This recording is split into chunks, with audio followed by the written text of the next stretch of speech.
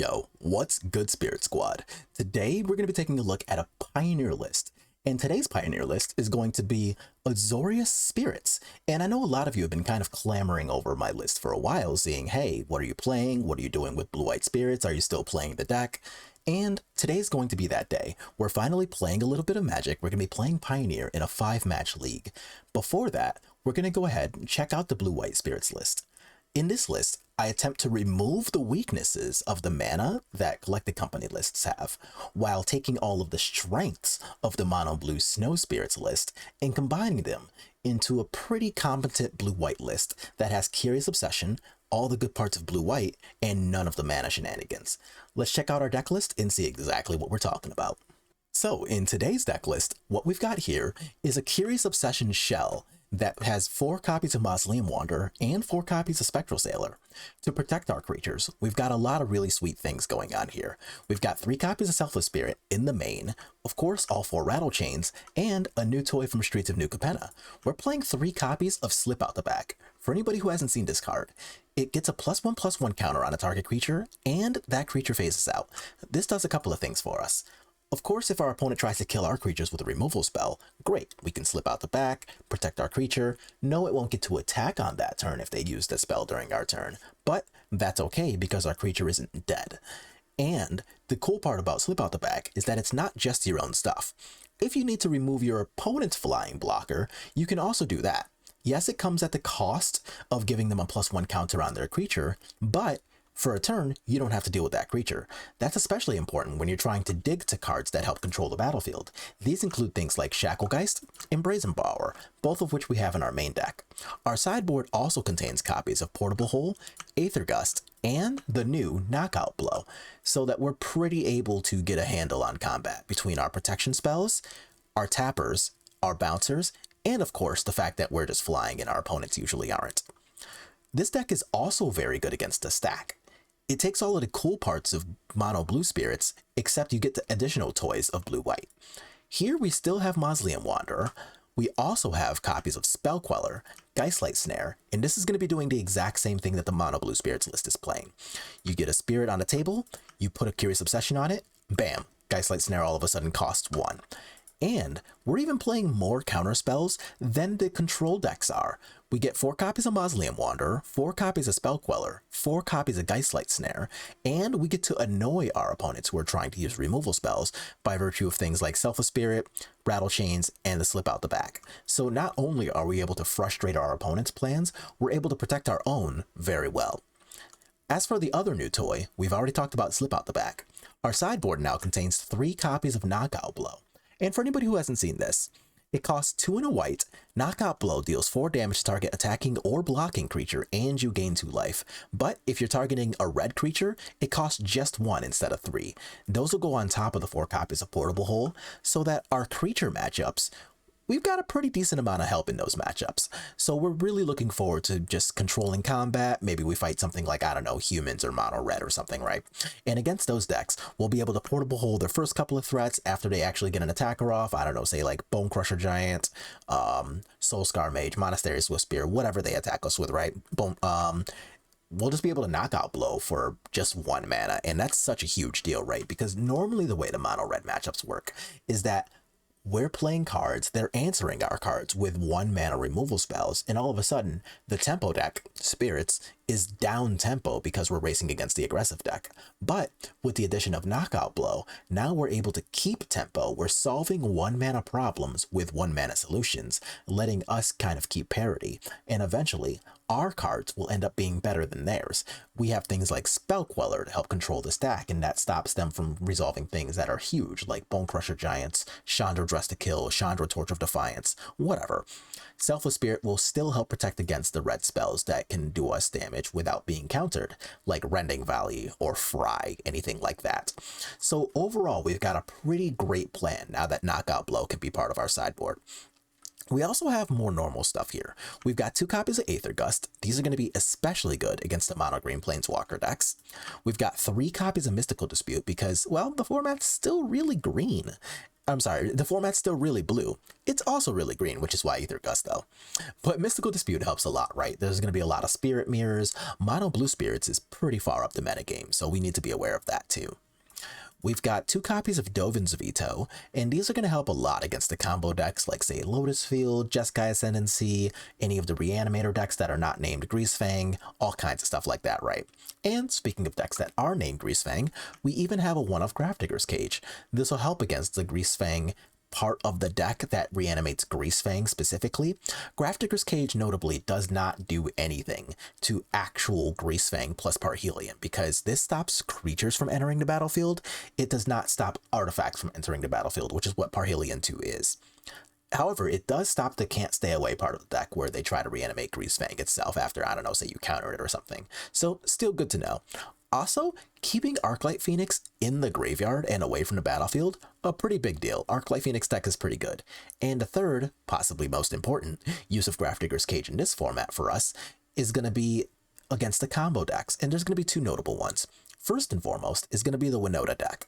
Winota digs cards out of the deck and onto the battlefield. Grafdigger's Cage stops cards from coming out of the deck, so that's a pretty big deal. The second one is going to be the Delve Neoform deck. And the Delve deck just plays things like Hooting Mandrills and Tasker the Golden Fang, both of which cost 6, and it transforms those into Velomachus Lorehold. From there, they just get to attack with Velomachus Lorehold, find a bunch of Time Walk effects, and eventually they'll just kill us in chunks of 5 in the air. But the cool part of Grafdigger's Cage is that Neoform has no text when Grafdigger's Cage is on the table. So, hooray.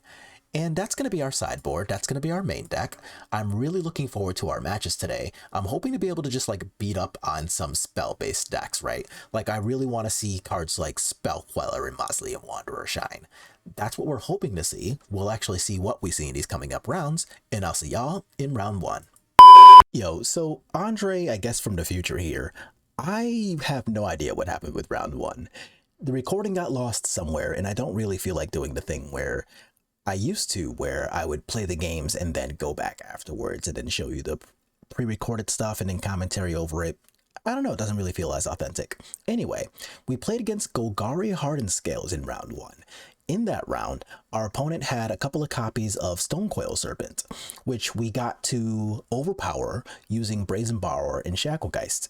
In game 2, we also saw the 2-mana card from from Kamigawa Neon Dynasty, the Patchwork Automaton, and it's the one that has Ward for 2.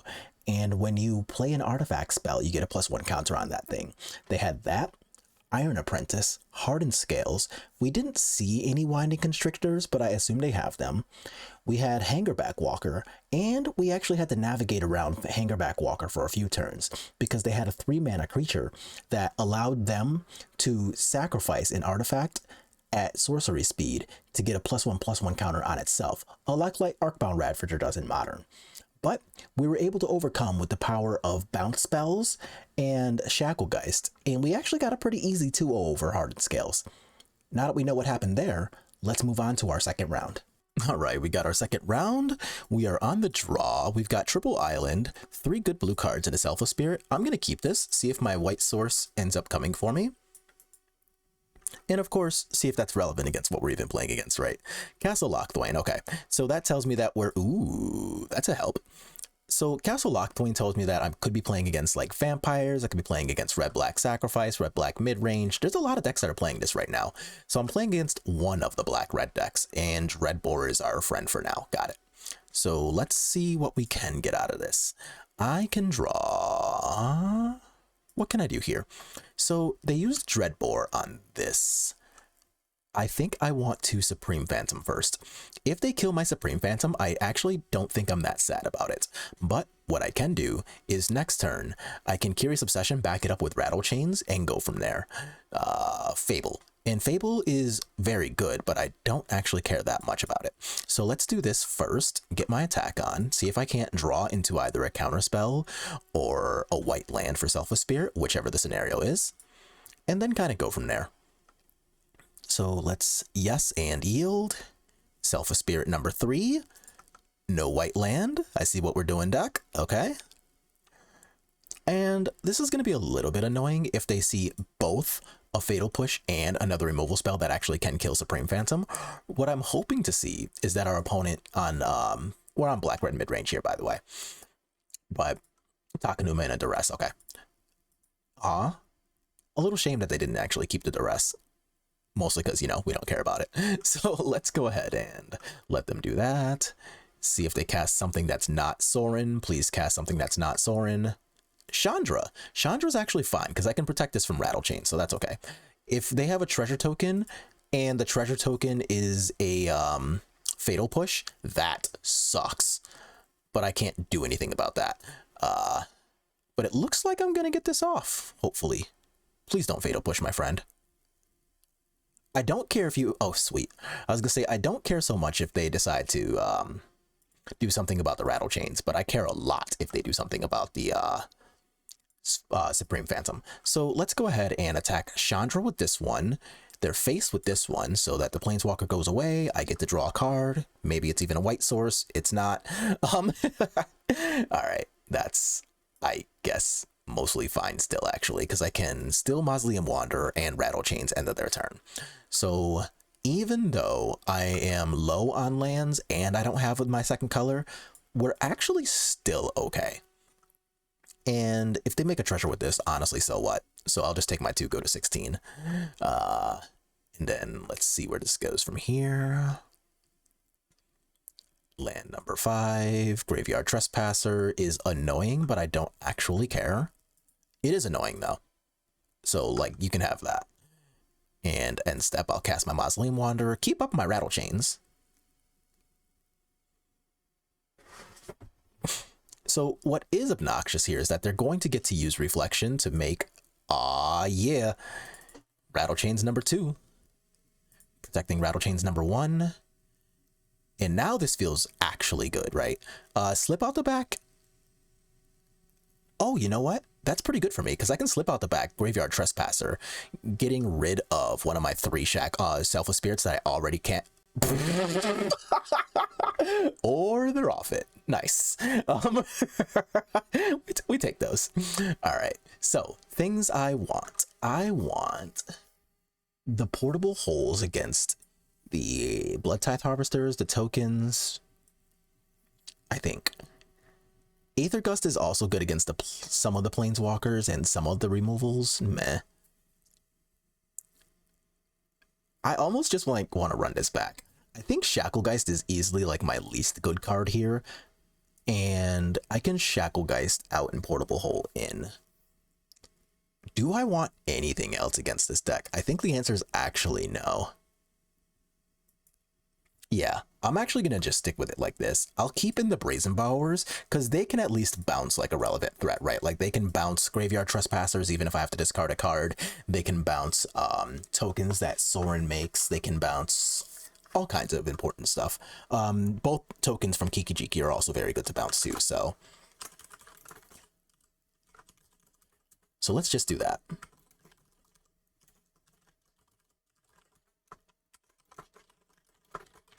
And it's a pretty light sideboard, but I think that's actually okay because our main plan of just hit you very hard is, honestly, it's a pretty good plan. So let's see if we can run that back exactly the same as we were able to in game 1. And I should actually show you guys the sideboard, huh? So this is a little mid. It's great if I draw a Hallowed Fountain, but honestly, this is still like okay. So like I've got a lot of very live draws here. So Deserted Beach, very mid here, but if their play, oh, actually, I think this is fine now. So I am just going to cast my Mausoleum Wanderer, see if they want to kill that, play my second Glacial Fortress, and then starting next turn, especially if they want to just like kill my Wanderer, I'm mostly okay with that. That's not bad. I'm actually pretty glad that they Rave Enfeeblement, actually, instead of like, say, a Fatal Push, for example. Getting rid of one of the COs, yeah. Or do I get rid of the Portable Hole? I think I'm going to get rid of Portable Hole if they're just going to use their turn doing Kroxa. That's pretty good. So now I have access to Spell Queller, especially if they want to use a Fable of the Mirror Breaker this turn, so I'll be pretty glad about countering that. What's this? Blood Tithe Harvester? So I am going to do this. It can walk me into land Ray of Enfeeblement, but they don't have it. Oh my god, that is so good for me. All right, so I'm going to do this, and I'm going to CO here. And now I get to have access to Spell Queller and Slip Out the Back. And Mausoleum Wanderer. Do I want a Mausoleum Wanderer hold up Slip Out the Back? Yes, I think that makes a little better use of my mana than just Spell Queller here. So I'm going to do that. And if they want a removal spell, now they have to worry about Slip Out the Back and Mausoleum Wanderer. So I'm... Hell yeah, let's go. All right, so we are 2-0 now. Yeah, not really much to complain about. So far, so good. Next round. So we're having a pretty good time today. We're having a lot of fun watching Magic, lots of content, lots of commentary, and I really, really appreciate the fact that y'all are sticking around for all of this. To appreciate that, I just want y'all to hit like on the video, subscribe to the channel if you haven't already done so, and make sure to read the video description because that's where all the good information is going to be. Things like today's deck list, contact information, and the invite link to our Discord server will all be right in the video description. So check that stuff out. Also, we have a couple of cool things going on. I'm setting up a Patreon, we have a merch shop, and lots more to come, including soon a second YouTube channel. Look forward to all of that, and let's get right back into the content. 3 as blue-white, we got the die roll, that's hype, and our hand is a little slow, but not actually terrible at all. Like, turn 1 land, turn 2 land, Supreme Phantom, turn 3, and we have the combination of double Spell Queller or Slip Out the Back to protect Supreme Phantom while on the play. I'll take it. I will take these things. So here we're just gonna Island Go, and I'm sure that is still to this day the accepted best start in all of Magic the Gathering, right? Like, that's been a meme the entire time I've been playing Magic, so Branchloft Pathway, so we're likely playing against freaking Winota. Boo. So Iganjo's not actually that terrible. What I'm going to do here is still play Supreme Phantom with the understanding that Supreme Phantom can just get me duffed by a copy of Brutal Cathar. So I am fully aware that's a thing that can happen to us here, but I can't just like not play Magic, right?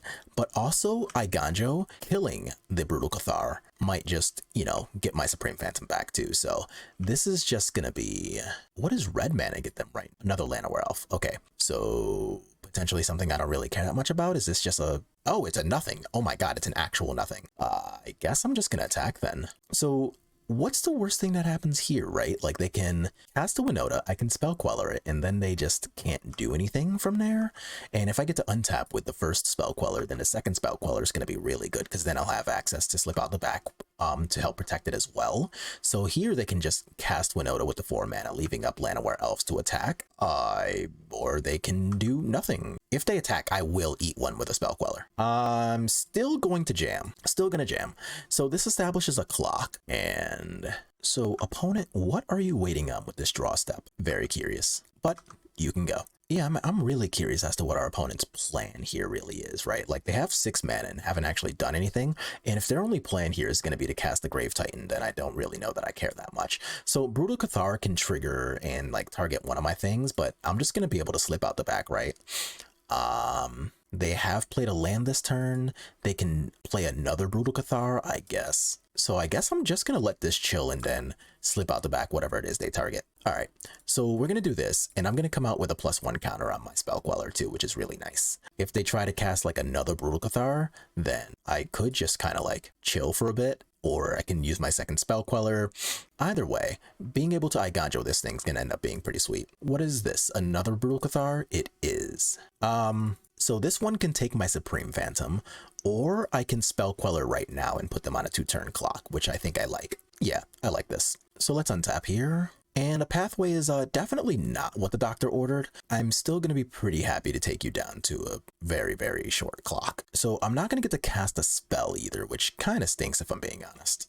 But it's still not nothing. They're at 6. Iganjo can clear a Brutal Cathar. And even if they like want to do the attack thing and then play 2 spells and transform back and try to take my thing, right?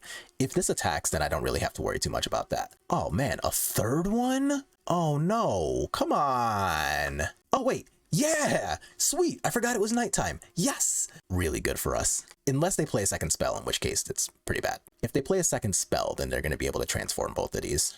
And that's kind of whatever. But if they attack, don't cast another spell, don't cast another spell. All right, we got there. Terrifying, terrifying, but we got there. Yeah, Winota's so scary all the time. All right.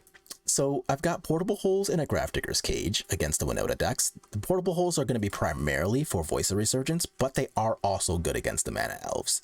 Cards that don't really matter here. Selfless Spirit is pretty much irrelevant, and Shacklegeist is not, like, great here. It's fine, but it's not great. I'd rather have, like, the Geistlight Snares to keep Winota and Isika's Chariot off the stack. Same with Brazen Bower. Slip Out the Back, as we saw, helps to protect against the Brutal Cathars, which is nice. So we can go medium light on our plan against Winota here. So let's take these things out, put these things in, have a bunch of removal spells, show off the sideboarding plan here, and see if we can't run this back in game 2. Although, not gonna lie, triple Brutal Cathar is a lot for us to deal with. Oh boy.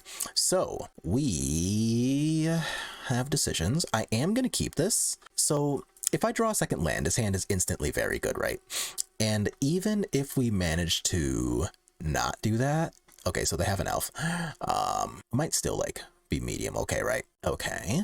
So here I'm going to just run out the Spectral Sailor. I'm not going to walk a Mausoleum Wanderer into Brutal Cathar territory. I am, however, going to complain a little bit if they decide to, like, Voice of Resurgence here.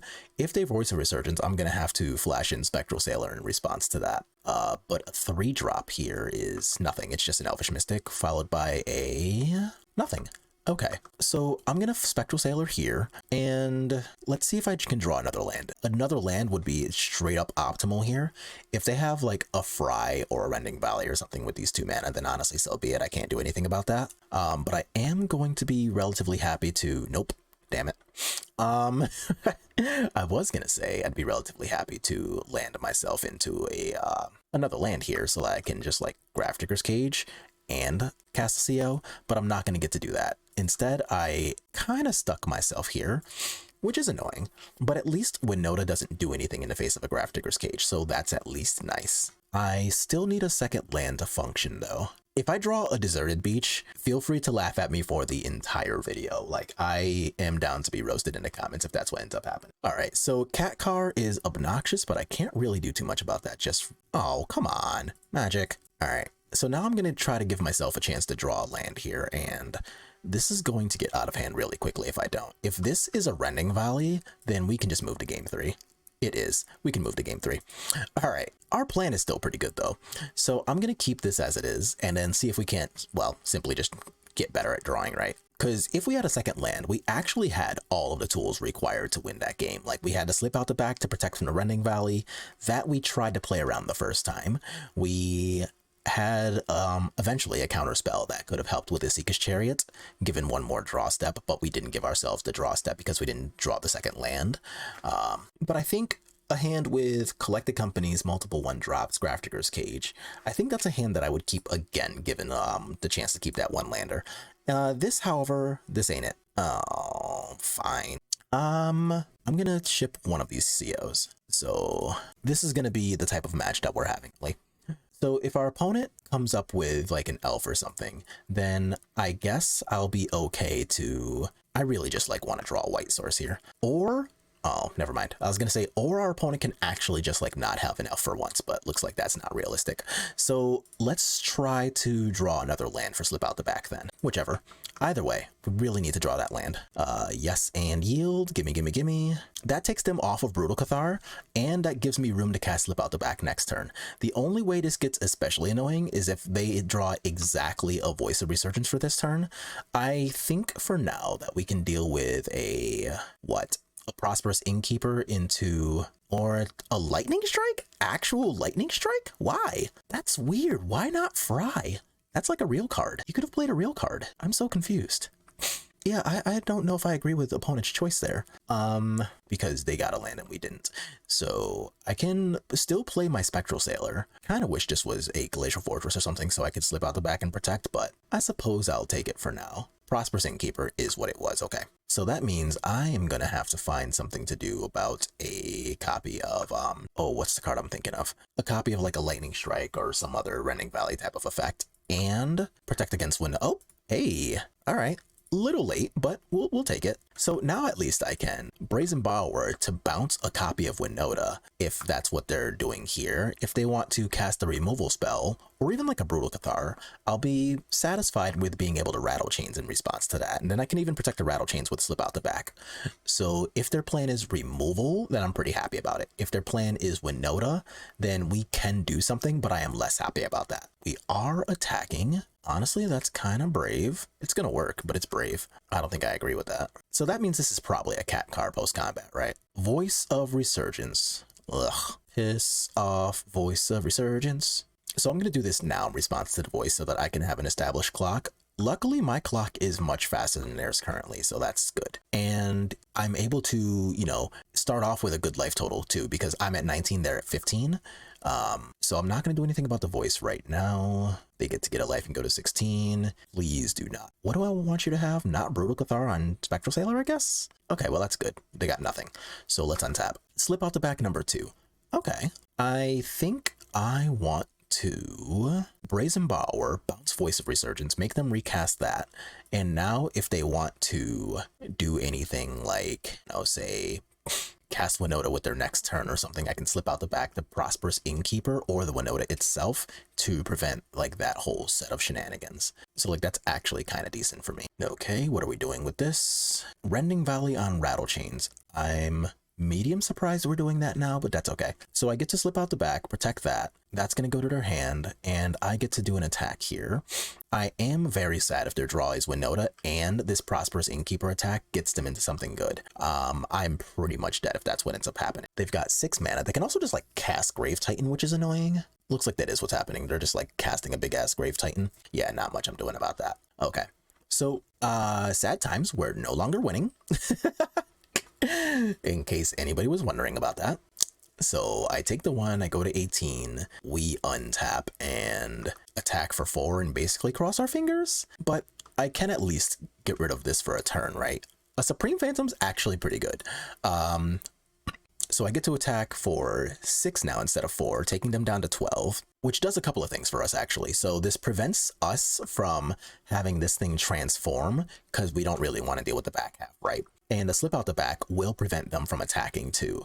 If their turn is going to contain something like a Brutal Cathar to try to get rid of one of our creatures, then that's actually not on the table for our opponent because of this second copy of slip out the back.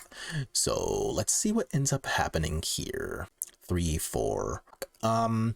Okay, so I'm gonna get to phase out Winota, which is nice. That means that they're not going to get to do all of their really silly Winota shit. I'm still not exactly happy about what's happening here. I want to go to start a combat just in case. So that's going to phase out. It is going to come back next turn. Yeah, this is just like not pretty. So they get to attack with, I guess, these 3. I block 2, I take 8, I go to 10, and then we're kind of going from there. So we're at 10, they're at 13, and I'm kind of finger crossing right now. What can we come up with? Hopefully not a freaking counterspell this turn. If I draw a counterspell this turn, I'm going to be pretty pissed. Thanks, Magic. Fuck you too, Magic the Gathering. All right, so I can go ahead. I guess I deserve that for saying something. I can do this. Attack for 5. They go to 8. And my job this turn is, I guess, to not... Oh, God. I am so dead. Of course we drew the freaking counterspell. You know, it's annoying when sometimes you can just, like, tell these things are coming a mile away, right? And the worst part is... Oh, wait a minute. That was... Oh, right. They're going to gain a shit ton of life. I was going to say they technically gave us an out, but not really. Oh, my God. Yeah. All right. We're done. Yikes. But let's move on to the next round. That was rough. All right, we're on our 4th round as blue-white. We get the die roll, and that's a clunker. Let's ship it. So if I keep this, what do I beat? Our opponent's also mulliganing. I actually am going to keep this on the play. This is definitely a bit sketchy, but I think this hand actually does have a little bit of potential, especially since our opponent also mulliganed, right? Like, if we draw a couple of creatures, then Curious Obsession's pretty good. Spell Queller's already going to be pretty good with us, especially on the play. And red-white. Okay. Favorite hoplite. We're playing against a heroic deck. Okay. So that's a thing. Unfortunately, it's not a thing that we're very good against in game one, but there's still ways to get around this. Like we can draw Shacklegeist and make their life a little bit miserable for their 1-drops here. If this is Gird for battle, that sucks. Geared for battle sounds more right. And we'll take our 1. We go to 19. Okay, it actually is 19. Okay, so let's untap then. So Geistlight Snare, not great, not terrible. Okay, so here I can Spell Queller something, hope to dodge a Reckless Rage, and then untap with double CO and Geistlight Snare. That's not nothing. Defiant Strike. So I can try to lock down a Defiant Strike. Do I Spell Queller to deny the draw? No. I think I just let this slide. So if they go to play another spell now, then I think I will Spell Queller that. If not, then I'll just take this attack and then still Spell Queller end of turn, just empty. And I think that's okay too. Okay, then at a Bugbear. Now let's hope to dodge a Reckless Rage. Please no Reckless Rage. Please no Reckless Rage. Oh, thank God. Okay. All right, so I'm going to go ahead and try to CO here. And if they go to Reckless Rage in response, then I can Geistlight Snare and then I guess work on the other CO. I don't need to. I can just double here. Sweet. So I'm going to get to draw 2 cards and I still have CO to back. I'm sorry, Geistlight Snare to back up here.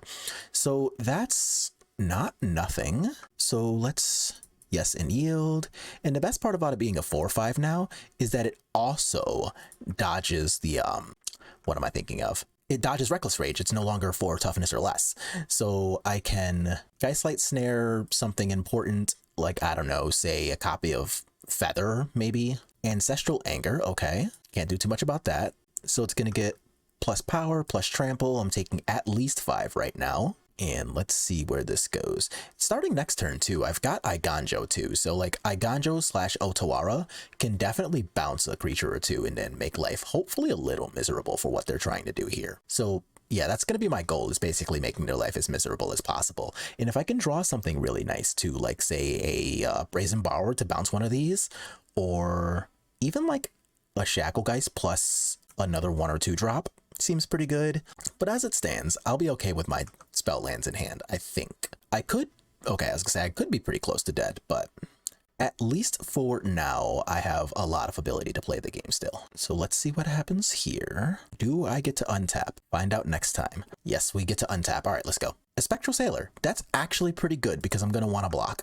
So, or better yet, I can draw a land and potentially like a Shacklegeist or something. That seems good. Like I said, a copy of Brazen Borrower is also very good.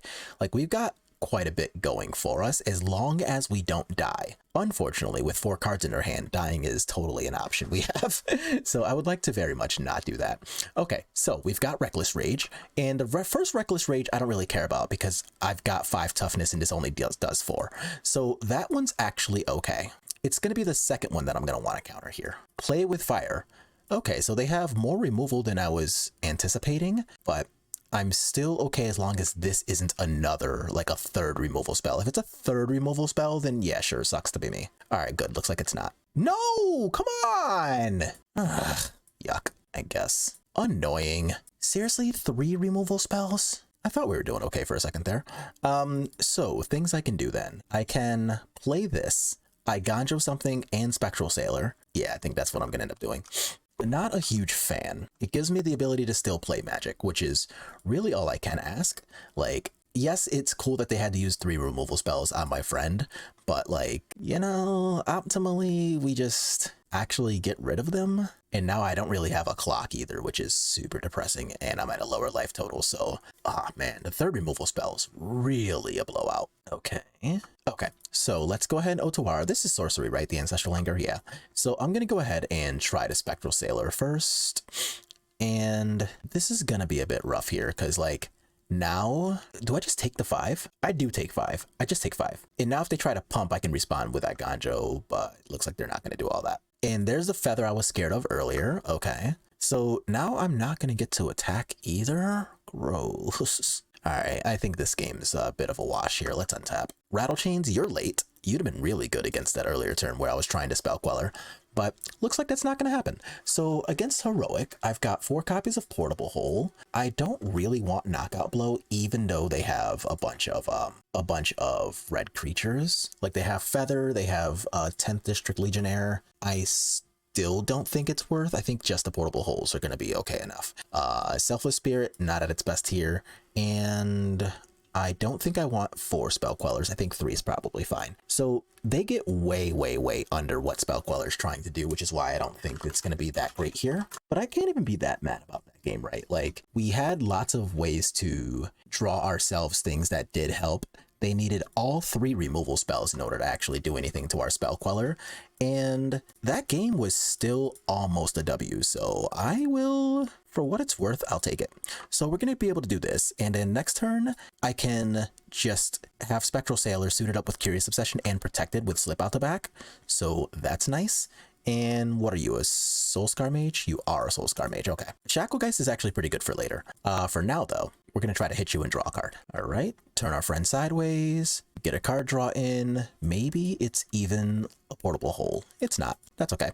So let's go ahead and protect our friend here with with Slip Out the back, untap. If we don't have anything smart to say with the Flame Blessed Bolt on my friend, I will try to slip out the back. If they have a second removal spell, I can't do anything about it, but I will give myself the chance to play as much magic as possible, right? They did have a second one. All right, so that's just basically the way we're going today. They're just very, very good at drawing double removals when necessary. That's upsetting. So we take 3 here, and then I get to untap with Spell Queller, so like not all is lost. It's not good, but not all is lost. And if they want to do something like, I don't know, just say like land Feather, that's probably one of the best uses of our Spell Queller. Assuming, of course, that, oh, they can't land Feather, it's double white. So what am I looking to counter here? The answer might be nothing. I could just play an empty Spell Queller, walk it into a Reckless Rage, and then untap with Shacklegeist and maybe draw another creature. That's probably the best use of my turn here.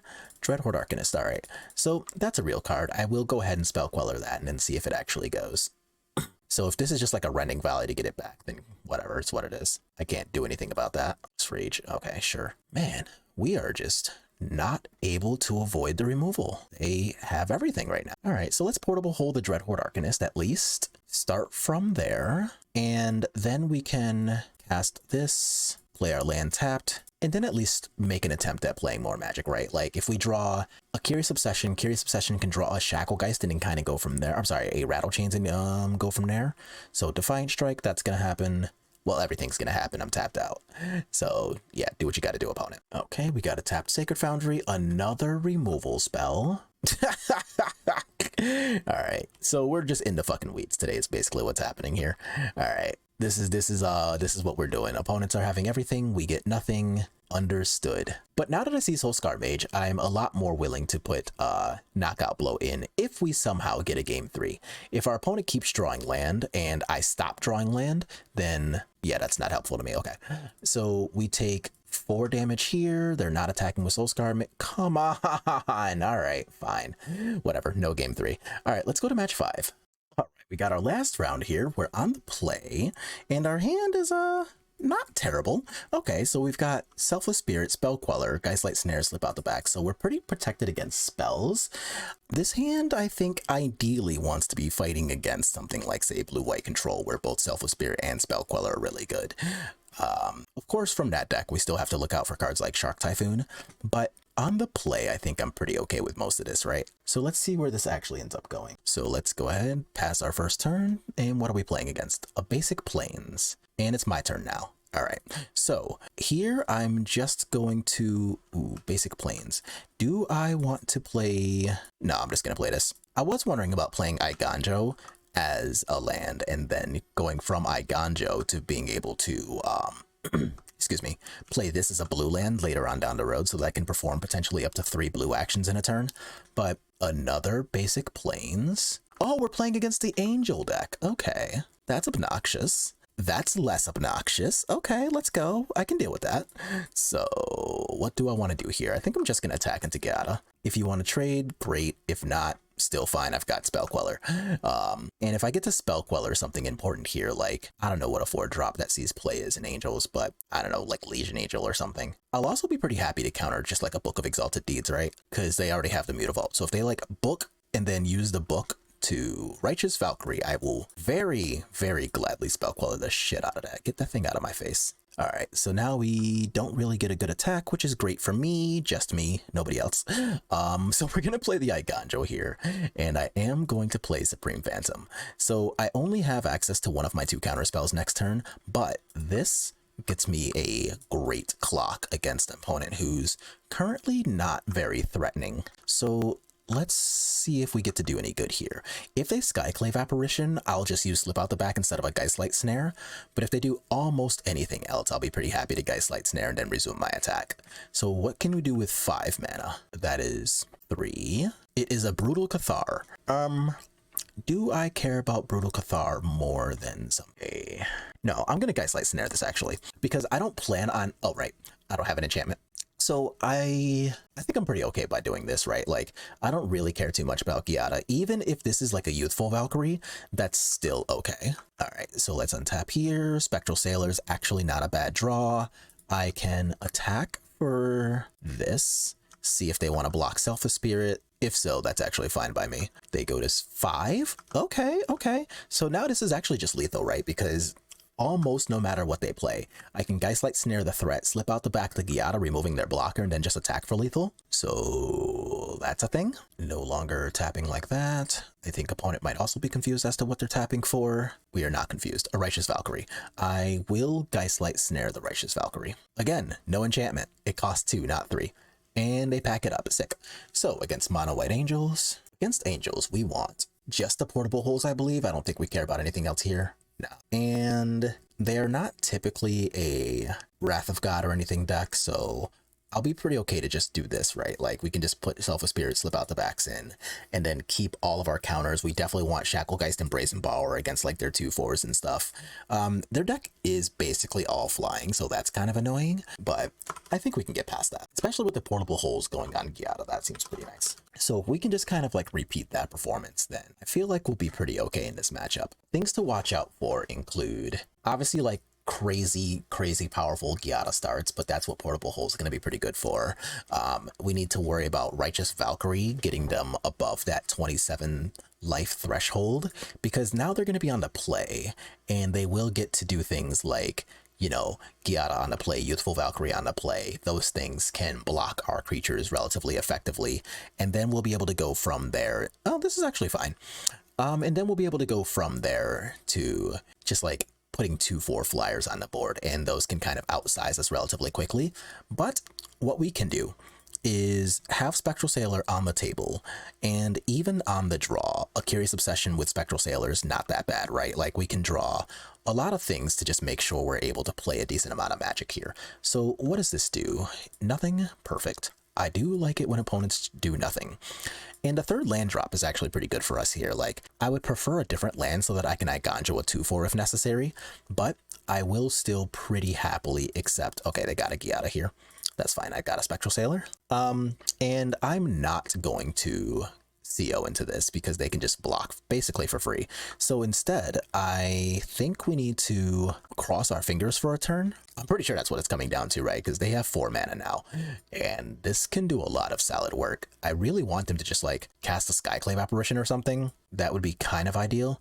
If they attack, then I actually do think I'm going to Rattle Chains. Rattle Chains protect here. Let's block. And if this is not something that deals with this immediately, then I'll be pretty happy to be able to Spell Queller, right? So that's kind of my wish here, but their deck's going to be, yeah, that's what I was worried about. But there's not much I was going to be able to do about. Oh, so now we need to worry about getting this off the table. And this was my biggest concern, because like a 2/4 flyer is bigger than basically our entire deck when we're the ones who are not on the play. So if we can keep them away from 27 life, then I can still like do something here. And I'm not doing anything about this attack, right? Like, we're just gonna eat that. And if they cast something though, I'll be pretty happy to oh, yes, give me that. Free lunch, please and thank you. And I can now cast CO here. And I'm gonna cast it onto Spell Queller because I don't want them to have like good blocks for this. So now, and I'm not blocking with Spectral Sailor, so I may as well attack with it.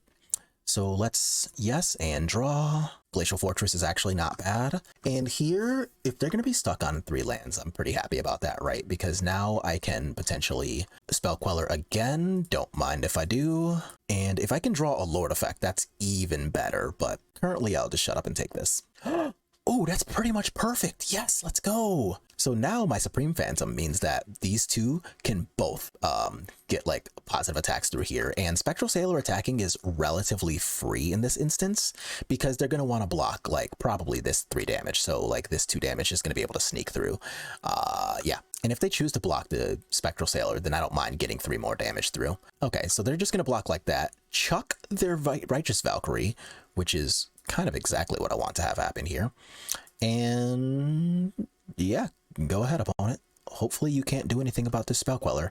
If you can, then yeah, that sucks, but like, it's kind of what it is. Well, actually, I don't want you to do anything about this Spell Queller. This is the dangerous one. Skyclave, so they can. Damn.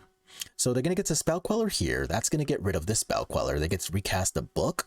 That's obnoxious. Ugh. So I'm a little sad this wasn't a Rattle Chains because that would have undone that entire turn sequence, but can't really do anything about that. So unfortunately, it's just kind of what it is. So now I get to have book as well. And if we can get like a Brazen Borrower to do something about this, then I'll be pretty happy about that too. But currently, the way our turn's set up, I'll be pretty happy to have like a real clock established with the 2 Spectral Sailors, the Mausoleum Wanderer, and everything else here. So I can still attack them for what, 7? And actually, I'm going to draw a card now, too, because I want to see if I can draw like another Lord and just kill him. That's not a Lord, but that is very good. I think I actually need to bounce the book, right? They need another land to make that happen. Okay, so you go down to 4. So how does this work? So if they... Yeah, okay. So it doesn't work for them, right? So like if they draw a land and they try to book combo me, the way it works is they activate Mutavault first. And then in response to activating Mutavault, I can do the book of bounce the Book of Exalted Deeds with this. Activate only as a sorcery. Yeah, okay, cool. So this is going to transform, and I'm actually pretty okay with that. So I just need to like not get book comboed, but so now we are not getting book comboed. So Mutavault's going to become a creature, but for no reason. So now I'm hoping for them to, I don't know, not have another Brutal Cathar for my Supreme Phantom, I guess. If they have that or a Skyclave Apparition for my Supreme Phantom, then I do still have lethal if I draw any spirit to proc this. But yeah, okay, so it looks like that's exactly what's happening. So they get rid of my Supreme Phantom. I'm doing 3 damage currently. Any spirit does get me the point I need for lethal. I go down to 9 and give me literally any spirit, please.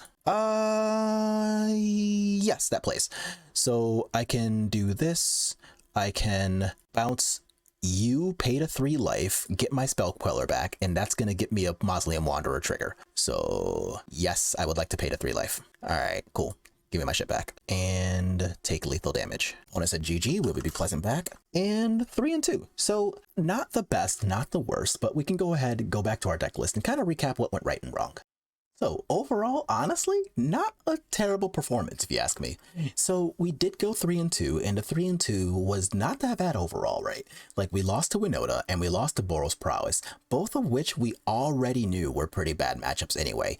But both of our opponents also had to get really lucky in order to beat us, right? Like the Winota opponent, we had to mulligan in both, games 2 and 3 or games 1 and 3, whichever the 2 we lost were. And in those rounds, right, like the Winota player for the first game, they saw 3 Brutal Cathars with no additional card draw, no Winota or anything like that. And, you know, we were able to handle that, and that's a really great sign for our deck, right? Like they're able to have one of the luckiest draws possible and we're still able to overcome that.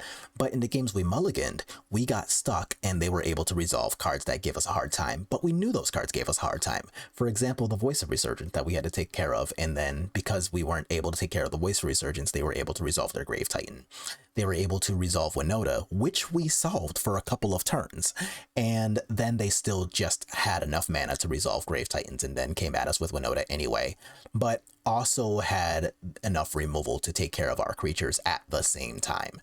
So, like, And then that was also a game in which we mulliganed. So a lot had to go wrong for us to lose that matchup. And against Boros Prowess, that matchup was a lot less close than the Winota matchup, but we were still in that match, right?